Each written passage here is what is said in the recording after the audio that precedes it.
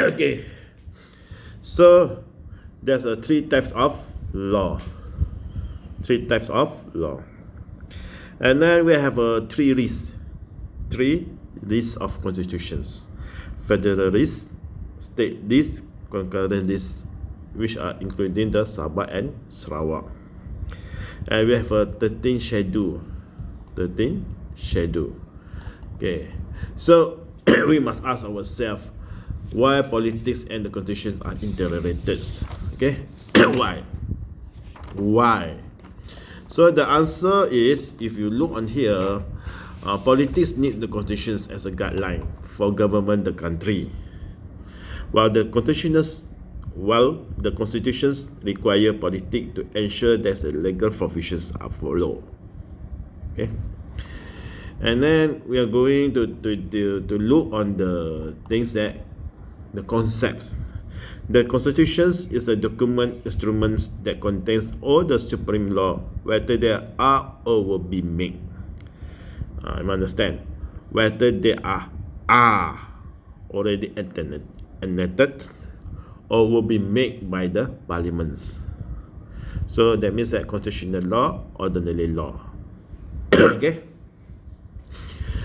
So if you're going back on the scholars, that's some of the certain judge Tun Saleh Abbas embraced trust, desire, and tolerance within the community at the time it's drafted. Unclear? Got me or not?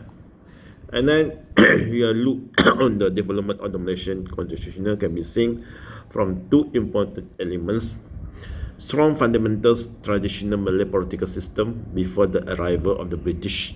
That means that you must understand, we already have the Islamic law, hukum kanun Melaka, hukum kanun Perak 99. Western Islamic law in the Perak, Islamic law in Kelantan, Islamic law in Terengganu, Islamic law in all the Malay states already being used. So that is one of the source of the our constitutional law. The era of development of British influence, which saw the beginning of the process of political modernizations, administrations, and law and eminence of the poorer society in Malaya. So when the British coming, British also create the common law, civil law, criminal law. Okay, and then they are also our source of the law. One of the source of the law. Okay. So before we are going to deep, we must know that, okay, the purpose of constitutions is to create a form of fair governance. Create a form of fair governance. The second, the purpose of constitutions is prevent abuse of power by the ruler. The third one is, okay, the third one is central movement. Not central movement. Control movement. Control movement of government and people. That means that constitutions control the movement of government and people. Movement, that means that how the government move on with their politics, with their governance, with their I always say that with their powers in regulations and in regulations and executive. Okay? So they must constitutional law control the movement of governments. Okay, the government means that regulations and executive. Way to solve issue. The fourth purpose of constitution. The five is ensure peace and stability. This is the most important purpose of constitutions. Okay. And then we go into depth. Okay, how many articles in our constitutions? There's a 183 articles. 183 articles. Okay, articles 1 to 4 is regarding state, religions, laws for federations. Article 5 to 13 is the freedom of rights. Article 14 to 22 is the granting citizenship. So that means that from Article 14, okay, okay, until 31, Article 14 to 31 is regarding citizenship. So 23 to 28 is designations of citizenship. That means that how to stop, terminate the citizenship. How to terminate the citizenships. Okay, 29 to 31 is any issue regarding citizenships. Clear? So Article 14 to 31 is regarding citizenship.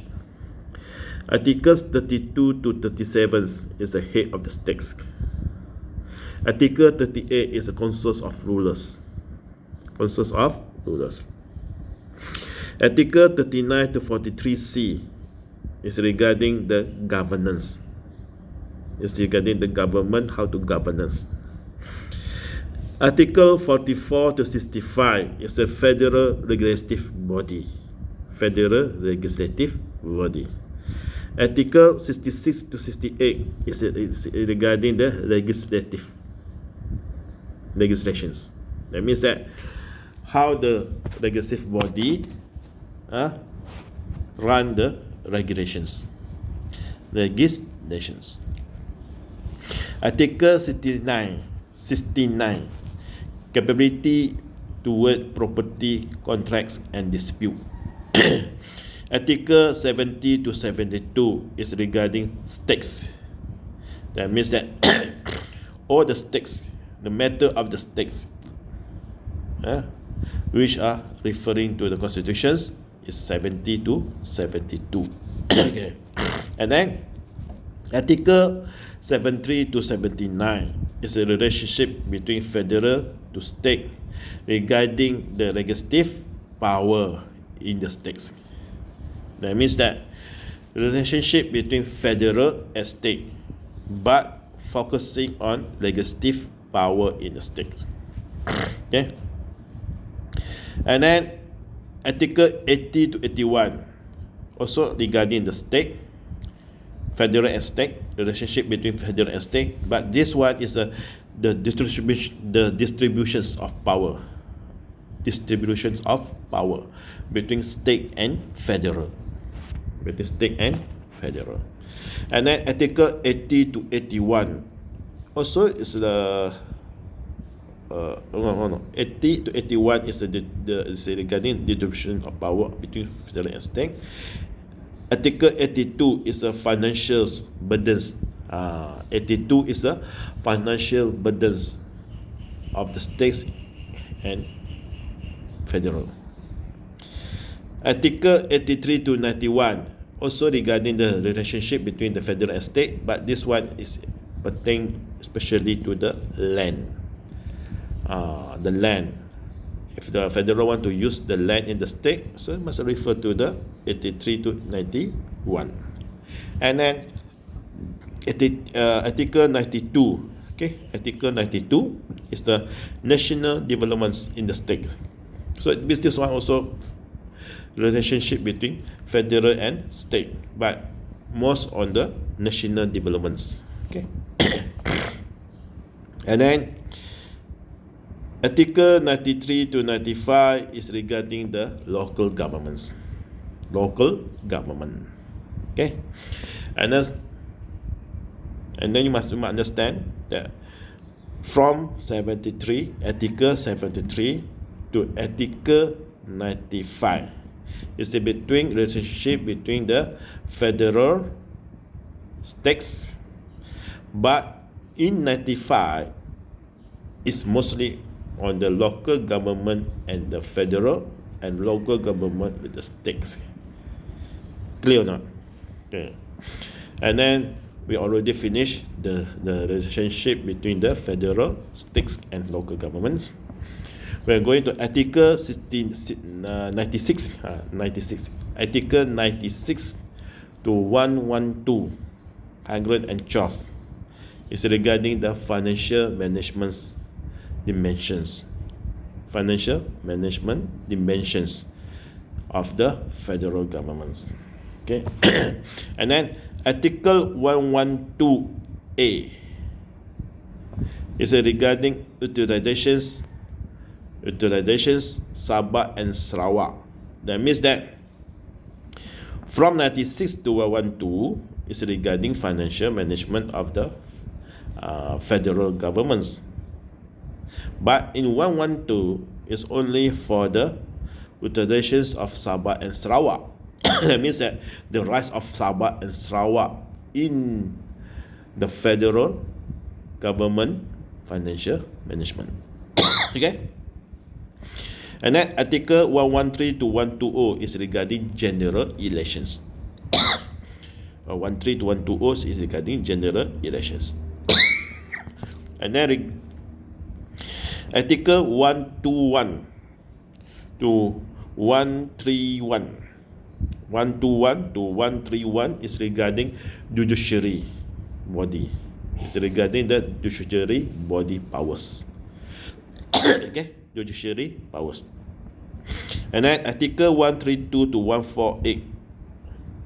132 to 148 is regarding public service. It's regarding public service. Okay. And then articles. Okay.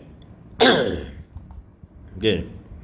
We're going to articles 149 to 151. Okay. 149 to 151 is what? Okay. It's the amnesty power. It's the amnesty power. Okay. Amnesty power.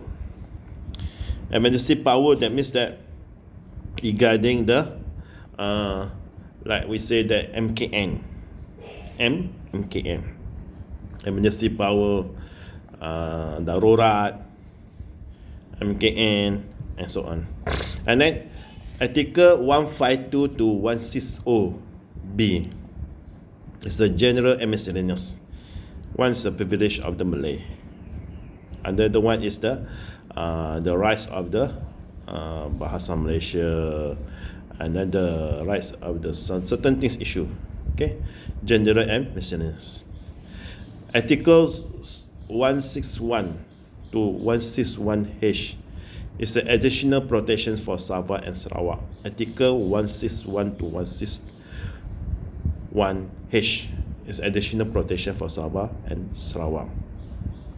And then Article 162 to 180 is the temporary provisions and transitions. Temporary provisions and transitions. Article 181, exemptions from the sovereignty of the ruler. Article 183 is the proceedings against the Yang di-Pertuan Agong and rulers. The last one. Article 183, the last one is the proceeding against the Yang di-Pertuan Agong and rulers. Okay, we have 183 articles, but 40% from our in our constitutional from Article 1 to 183 already being abolished. Okay. D is only for the explanations. No, it's not explanations. It's telling you about the constitutional. What's the insight in the constitutional? Okay. And then we must understand that special provisions of the federal constitutions, special provisions, attributes of the federal constitutions of Malaysia, is the declarations of Malaysia as a federation. You can see in the slides. Okay. Upholds supremacy of the constitutions, upholds supremacy of constitutions, embrace constitutional monarchy, okay, practice parliamentary democracy, recognize Islam as official religions, and then advocates separation of power in government and administrations. Okay, this one is the things that you should know. I already explained, already telling you from Article 1 to 183 what's each of the articles. Okay, get me? And then we're going for the social contracts. Okay, social contracts was agreements made by the country founding fathers in our constitutions. And then the social contract usually refer to a quid pro quo agreement through Article 14 to 18 of the constitutional law pertaining to granting citizenships, preservations and generalizations of Malay special right and privilege in constitutions. That means that just now we already telling you about from the citizenships. From the citizenships, there's a 14 to 31.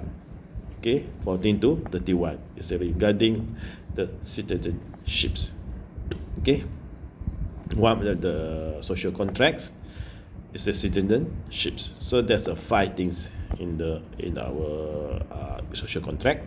The first one is the privilege of Malay, and then the privilege of Bahasa Malaysia, the privilege of the Islams as official religions, and then the sovereignty of the Malay rulers and the citizenships. So these 5 things was being enacted into our constitutions. Okay, and then we must understand that, okay, not only the social contract already enacted in our constitutions, but also being practiced as a rukun negara. Okay, rukun negara. Okay, belief in gods. In here you must understand, rukun negara is a belief in gods. It's not gods but God.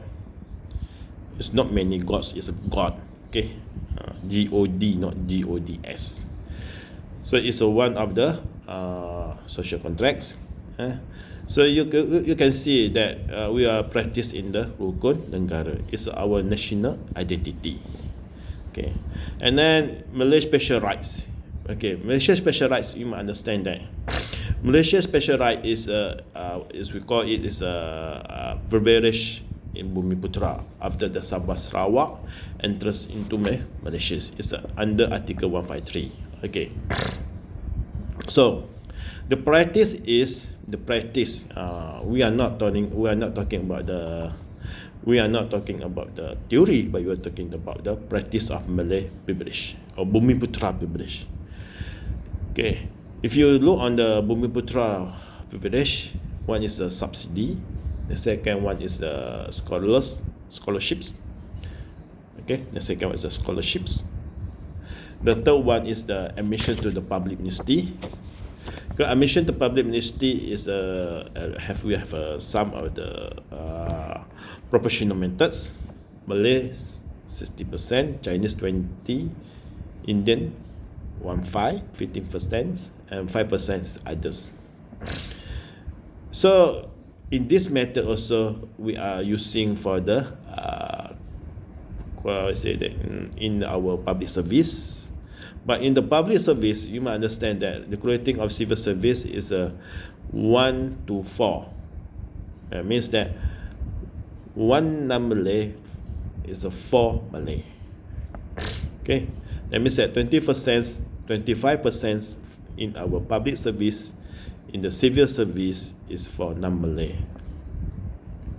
And then there's also in our project, Bumiputra privilege in project and tender. And then also the others is a Malay discount in buying real estate, Bumiputra first policy in government tender contracts. But what happened is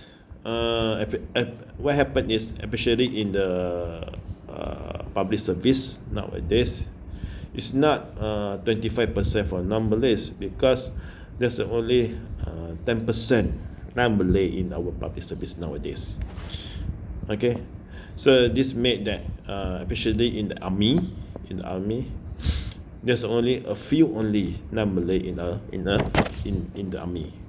That means that when you're talking about the security, national security in the public service, that's the army, police, customs, immigrations, you will see that almost 90% is the Malay. Okay, and then when going to the another one is a Bahasa Malaysia. Okay, Nah, okay. Regarding the bahasa Malaysia privilege, is a bahasa pengantar. It's a bahasa pengantar. That means that it's the medium of the language in the all the public organizations, including the university, public university. So when you're talking about this, is it English can be used? English is the second language. English is the second language. The others is the other language can be used, but not the medium language. So regarding the UiTM, we have already amends, okay, in the Article 174 for UiTM. So Article 174 for UiTM, so you can use English in the UiTM as a mediums, but in the national school or in the other national university must use the bahasa Malaysia. Okay, regarding the Islam, okay, you must understand that our country is not a secular country. Our country is not a secular country. Our country is the I say that is not the quietly using 100% of the Islamic law, because some of the NGOs, okay, they say that our country is the secular. Is it our country is a secular country? No. Our country is not the secular. Our country is it's not Islamic country. It's not fully Islamic country. Okay. And then you say that, and then what the things there? Okay. I will explain in Malay. Negara kita bukan negara sekular. Negara kita bukan sebuah negara totally Islam. Negara kita adalah negara yang mengamalkan kesederhanaan. Okay? Kesederhanaan. So that means that you must understand. We are the Islamic country, but we are not totally Islamic country. Okay? That means that we are in the betweens. Okay, so you must understand, our country is a very unique. Okay, very unique. Clear or not? Negara kita mengamalkan kesederhanaan. Okay, kesederhanaan, which means that tolerance. We are the status, yes, of Islam is federations, but we are still tolerance to other law, to others view of, I would say that view of the other than Islamic thought. And then Article 159 deals with constitutional amendments power to amend the constitutions. In general, the provision states that the Parliament can amend the federal constitution by passing law. There's a federal law. There's a 4 ways by which it may make amends. Okay, the amendments, pindaan perundangan perlembagaan persekutuan. Okay, clear or not? Okay, first one, by 2/3 majority in each House of Parliament with consent of conference ruler in the matters ini berat sikit. Amendments pertaining to the power of Sultan, the status of Islam in federations, the special provision of Malays and native of Sabah Sarawak, the status of Malay language and the Persian language. This is our 4 items in the social context which need 2/3 majority in each house of the parliaments. That means that representative house and senator house, or Dewan Rakyat and Dewan Negara. House of Senate, the house of a representative. And then including another one is a consent of conference of ruler. So these four things need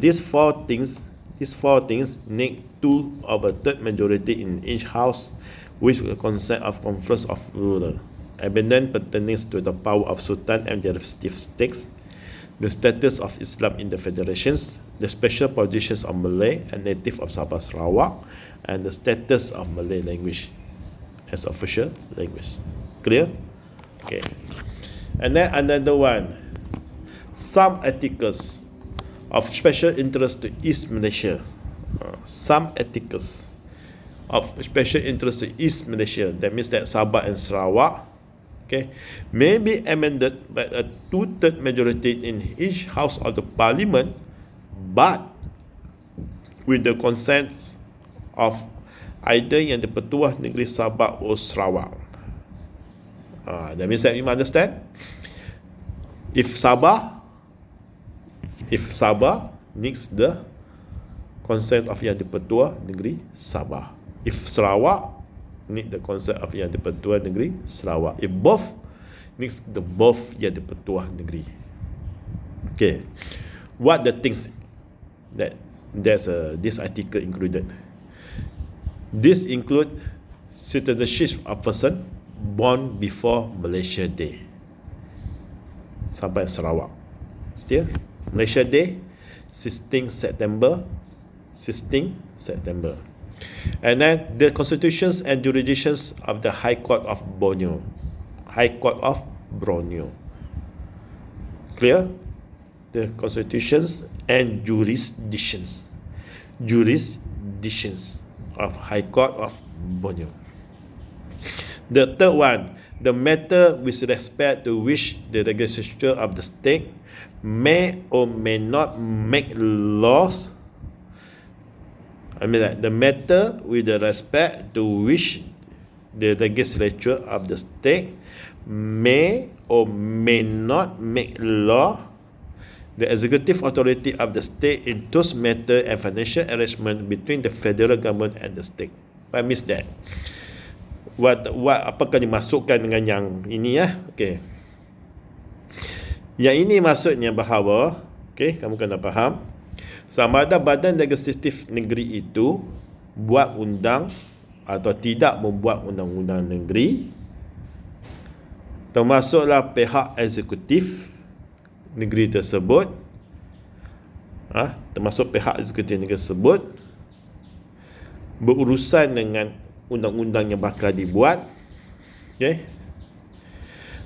dan kewangan antara kerajaan persekutuan dan kerajaan negeri. Okay, maksudnya must clear this one. Maksudnya, katakanlah badan eksekutif Sabah nak buat undang-undang untuk kegunaan kerajaan negeri Sabah. Okay, jadi undang-undang ni termasuk di dalam. Faham tak? Contohnya, krisis Dahat Datu hanya untuk Sabah, untuk kegunaan kerajaan negeri Sabah, sebagai langkah penyelesaian ke atas krisis Dahat Datu. Dan seterusnya dia kata financial arrangements between the federal government and the state. Maksudnya di sini ialah bagaimana kewangan itu diatur antara kerajaan persekutuan dan kerajaan negeri. Diatur antara kerajaan persekutuan dan kerajaan negeri. Maksudnya ialah peruntukan kepada Sabah dan Sarawak. Peruntukan kepada Sabah dan Sarawak. Okay, contohnya jalan highway PAN Borneo. Jalan highway PAN Borneo antara Kuching sampai ke Kota Kinabalu tu. So di situ kita melihat bahawa bagaimana kerajaan persekutuan mengatur pembelanjaan dia bersama kerajaan negeri Sabah Sarawak untuk menjayakan PAN Borneo. And then satu lagi lah, special treatment of native of the state. Ini kamu kena faham. Native of the state, pribumi. Apakah layanan ke atas pribumi? Sebarang layanan, sebarang apa saja yang berkaitan pribumi, termasuklah Sabah, Sarawak dan semenanjung Malaysia. So this article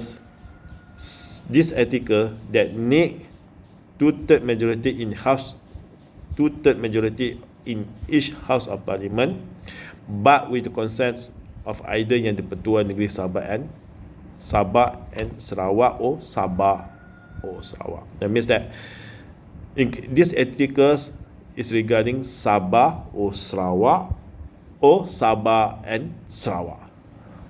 Clear or not? Clear or not? Are you clear? Okay. Okay. And then the third one, some articles may be amended by 2/3 majority in each House of Parliament, but this amendment do not require the consent of anybody outside Parliament. See that? Some article may be amended by 2/3 majority in each House of Parliament, and this amendment do not require the consent of anybody outside Parliament. Wow. What means that?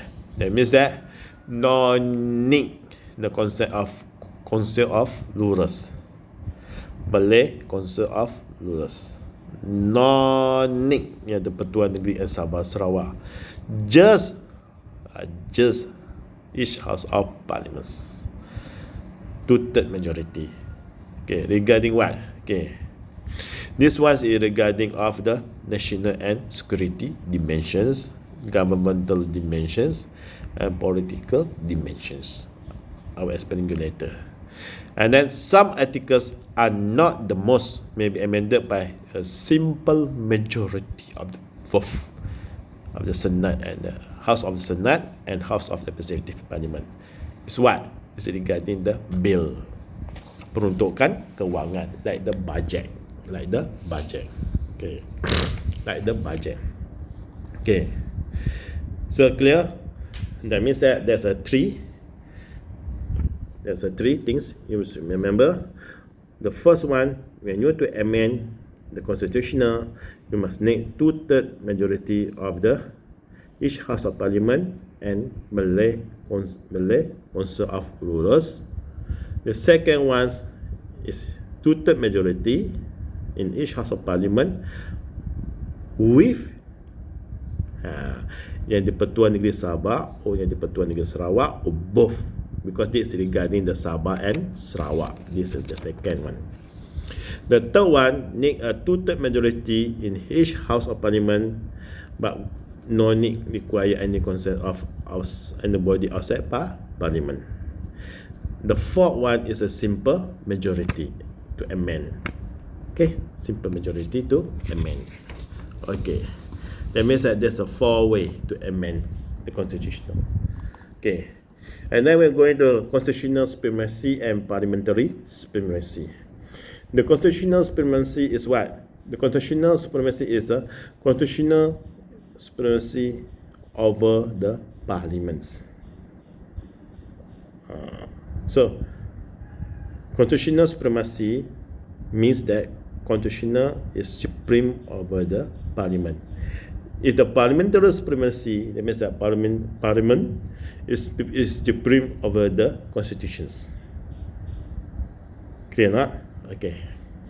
So, 6 basic features of the constitutional supremacy. Okay, 6 basic. We are showing that constitutional supremacy. The first one, constitution is written. Constitution must be rigid. There is a distinction between constitutional law and ordinary law. I already told you what's the ordinary law.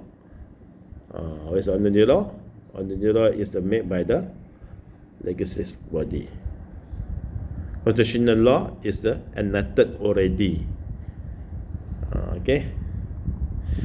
And then the fourth is there must be a provision in the constitutional, either express or imply, that constitution shall be the supreme law of the country, and any other law inconsistent with constitution shall be void. Because of this, that means that any other law which are inconsistent with the constitutional law shall be void. Clear?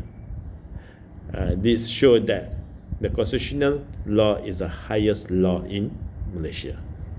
Okay, the parliament is created by the constitution. The parliament is created by the constitution, and the parliament exercise its legislative power being within the bounds of the constitutional limitations. Okay, within the bound of constitutional limitations. And then the last one, there are independent body created by the constitution to examine the constitutionality of regulation made by the parliament and any action taken by the executive. What's that means that independent body? Independent body is the court. So that means that in our constitutional law, there's a three body. Executive body, legislative body, judiciary body. And the head of the state is the Yang di-Pertuan Agong. And behind of this is the Malay Council of Rulers.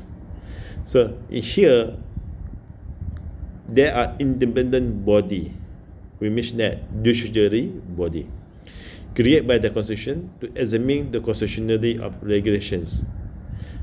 Constitutional regulation is what made by the parliament is what is a legislative body, and any action taken by the executive is regarding executive body. See that? So the constitutional law already make what check and balance between executive, legislative, and judiciary. Okay, and then parliamentary supremacy. Okay, parliamentary supremacy. You must understand what it means that a preemptory rule of constitutional law that legislative assembly can make or repeal law as they see fit, supreme over the dictates of the judicial branch, and subject to the state jurisdictions of the legislative assembly. So that means that parliament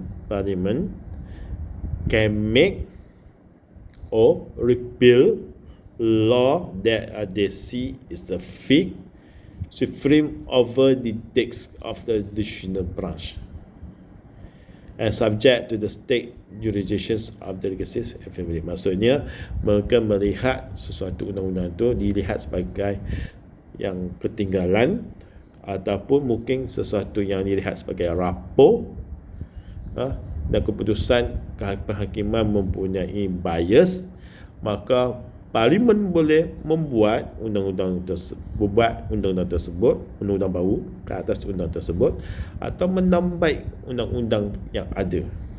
Itu yang dinamakan parliamentary supremacy. There are three basic features of parliamentary supremacy as follow. Okay, there's a no law which the parliament cannot change or modify. Maksudnya penambahbaikan lah. There's a no law which the parliament cannot change or modify. There's a no distinctions between constitutional law and ordinary law. Tidak ada satu perbezaan antara constitutional law and ordinary law. So kamu mesti tanya saya, constitutional law adalah undang-undang yang sudah termaktub dalam perlembagaan. Ordinary law adalah undang-undang yang telah dibuat selepas merdeka dan selepas pembentukan Malaysia. Itu dinamakan ordinary law. Okay, ordinary law. There's a nobody which can declare the law passed by the parliament illegal or unconstitutional. Maksudnya apa sahaja perundangan yang dibuat oleh parlimen tidak boleh dikatakan tidak sah, tidak boleh dikatakan tidak mengikut perlembagaan, sebab parlimen memang membuat undang-undang. Clear? So when you see this one, there's a separation of power between the constitutional and the parliamentary. Okay, constitutional supremacy adalah undang-undang yang sudah termaktub di dalam perlembagaan persekutuan. Manakala parliamentary supremacy ialah undang-undang yang dibuat kemudian maksudnya selepas kemerdekaan, selepas pembentukan Malaysia.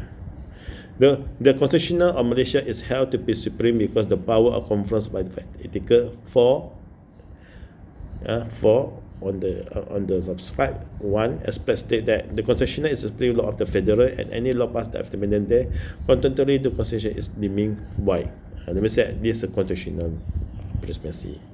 Any other law inconsistent with the constitutional is the void.